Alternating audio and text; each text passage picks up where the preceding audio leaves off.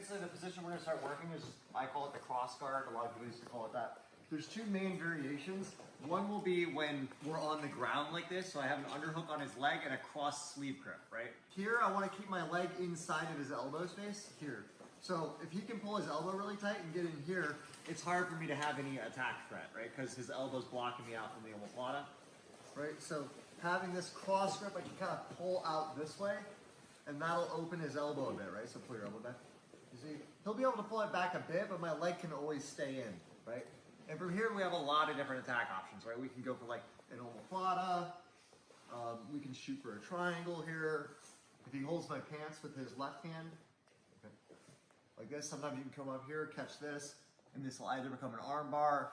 I can come back this way and hit an omoplata. So there's a lot of threats here with this stuff. Then the other variation of this will be when they're standing, right? So you can stand up. So this can come about a lot of different ways. If you have a lasso, or a collar sleeve, and like you unlasso and go in here to chase the omoplata. If he postures up a lot or something, it's difficult. I can always switch to the cross sleeve here, underhook, and now I start coming in here.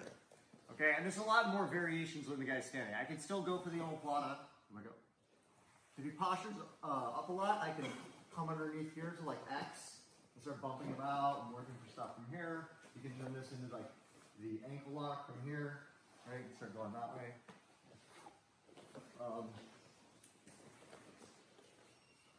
Here, if he postures up a lot, you can start rotating through here and stuff like that to go through.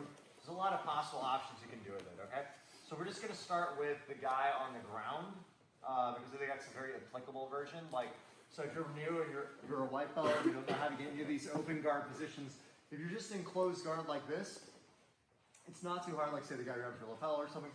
You can just break this grip. You already have the cross grip. I usually try to bring him forward a little bit so I can underhook, and then I'm just going to start opening my leg out here. Okay, so that's a very easy way to get to the position. So the first attack we're going to start with here is I have the cross grip. I'm pulling it open. He's pulling his elbow back a little bit.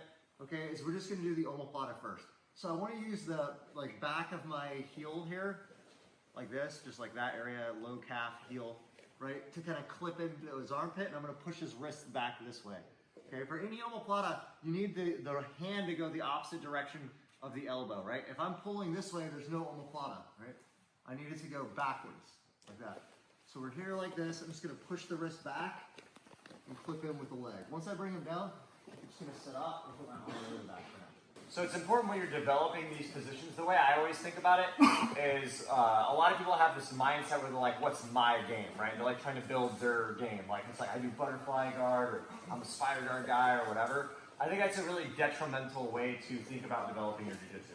What you should really do is just develop skill sets in separate positions, right? If you get good at the cross guard, just for the sake of understanding the cross guard, that's going to be like a tool in your arsenal, right? Then you get good at the spider guard. Then you get good at a single leg. Then you get good at half guard. Then you get good at knee shield. You get good at each of these things individually. And then what you'll find is when you're in a match, you know, these things will start connecting. You'll have different weapons, right? Like I might be, going with someone and I'm playing my collar sleeve system that I showed you guys, right? So we're here, start shooting in, and the guy's just posturing a lot here, right? So then, I don't know, I have a hard time finishing on this guy because he's really strong and he postures a lot. So then I cross grip and switch into this game, right? And I'm trying all this stuff, and maybe I can't get that to work, right? Well then boom, like one underneath to like an X guard game. And the more positions you have, the more you're gonna find ways to connect.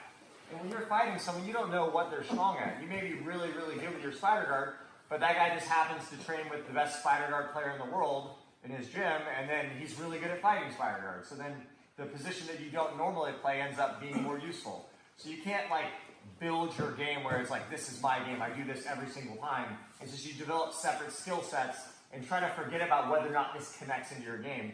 Keep an open mind and just develop positions.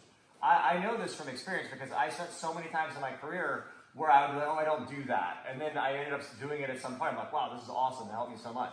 Like the sit-up guard game, like the single leg stuff, a lot of really guardy players, who do a lot, not some guys have a game where they come up on single legs and stuff, but some guys have a game where they like to do submissions and berimbolos, and they never try to come up, right? Into a single leg. But I was always very apprehensive about playing that kind of game. As soon as I added it in my game, my guard jumped up 2 or 3 times because there was so many new positions that I can play. Okay?